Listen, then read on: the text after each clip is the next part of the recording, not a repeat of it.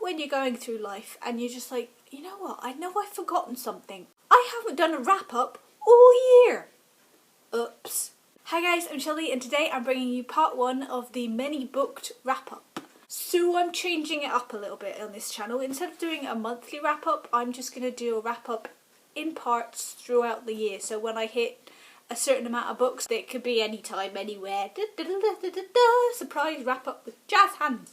Today I'm going to bring you 1 through 11, I think. I'll see how far I get of the books I read this year, starting with Butter by Erin Lang. I do not have a copy of this because I bought it on the Kindle for I think 99p. They were having a January sale. I saw this recommended by Sarah Churchill over on her channel, which I will link below, and was completely taken aback by it. It is about a young man whose nickname is Butter, and he is, I believe you would call him clinically obese. He is very, very depressed about that, and he decides one day that he's going to kill himself. But instead of doing it there and then, he's going to eat himself to death and put it up on the internet while he's doing it. It's very, very triggering for multiple different reasons. How he got his nickname is harrowing. Absolutely. I was reading it, I was just like, oh my god, because he's got this nickname Butter and he got it through being bullied. Kind of like a psychological experiment in school, that if somebody is going to do a terrible thing, they're cheering him on. I don't know how to express it, but it really, really did kind of make me question things. Next up, I read 3 Things You Need to Know About Rockets, a memoir by Jessica Fox. I've talked about this multiple times. It has become one of my favourite books. This was recommended by Jen Campbell through the Bookshop books. Jessica lived in LA. Suddenly one day she realised that I want to go live in Scotland and work in a bookshop. And she emailed this dude and asked, can I come work in your bookshop? She fell in love with the place. She kind of fell in love with the guy. It's a more realistic, down-to-earth Eat, Pray, Love. Not everybody can go to ashrams and eat everything in Italy, but you really kind of think you can go to Scotland and eat haggis and chocolate. Books 3, 4 and 5. I read Saga Volume 1, 2 and 3. I only have the first one here. This is by Brian K. Vaughan and Fiona Staples. This is a graphic novel about 2 people from different species who their species are at war with each other. They fall in love and they have a little baby. The 2 species that are at war with each other don't like the fact that this kid exists and these 2 people have fallen in love, so they're trying to kill them. In the second one, you have the story of not only them, but the people who are trying to kill them, the government, lots of other people and side storylines become involved. I whizzed through them. They're kind of really addictive, but I don't know why they're addictive. It's a bit like eating something and you don't know whether you like it, so you have to keep eating it to find out if you like it.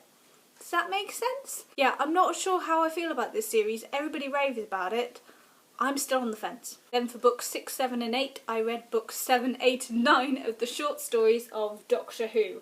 I've done a review on this, which I will link down below. If I'm clever enough, I could maybe link it here. I have no idea. But these are short stories about Doctor Who written by many different authors such as Neil Gaiman, Mallory Blackman. These are really good. They're really enjoyable if you're a Doctor Who fan. If you're not, I think it's actually quite a cute way of getting into Doctor Who if you fancy doing that. Next up, I read a short primary school book, which I think is middle grade in America, called I'm Scared by Belle Mooney.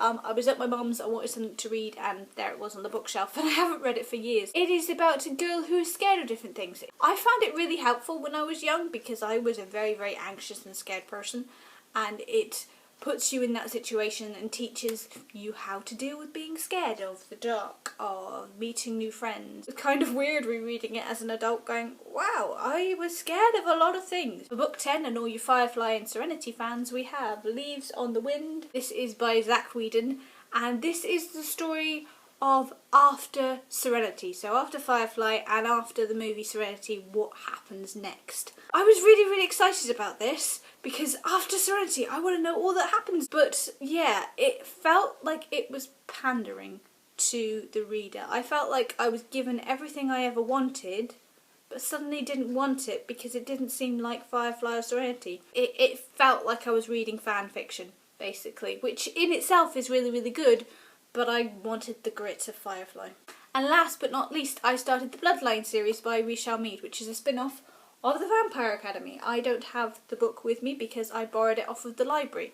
This is the story of Sydney, who is an alchemist. If you have read the Vampire Academies, I think she turns up in the last book. An alchemist is kind of like a watcher in Buffy. They are the go-between and clean-up agents for vampires so that the human race don't know they exist. And Sydney is a young girl who is a trainee alchemist, gets woken up in the middle of the night and sent on a mission to babysit someone. I don't want to say who because that kind of gives away the whole Vampire Academy ending. My thoughts on this book are kind of confusing. I liked it. I liked being back in the Vampire Academy world, but oh boy were there too many plots. It's just so much going on at once. You can't get your head around it. You didn't really feel an emotional connection with Sydney or any of the other characters. There is a supposedly romance going on that doesn't really happen till the last 30 pages. You're just kind of supposed to assume that this romance has been going on, but you've been reading the whole book and you're just like, I don't remember any of this. Suddenly they're attracted to each other. I didn't find it that enjoyable, except for the fact that I'm back in the Vampire Academy world. I don't think I will be continuing with this series, and that is books 1 to 11 that I've read so far. I will now wrap up, and if you want to talk to me about any of these books, I'd love to get your thoughts on them, especially Bloodlines. Am I missing something? Because I feel like I'm wrong. I feel like there should be something more there that I am missing. So come comment and talk to me below, and yes, I will see you soon for part 2. Bye.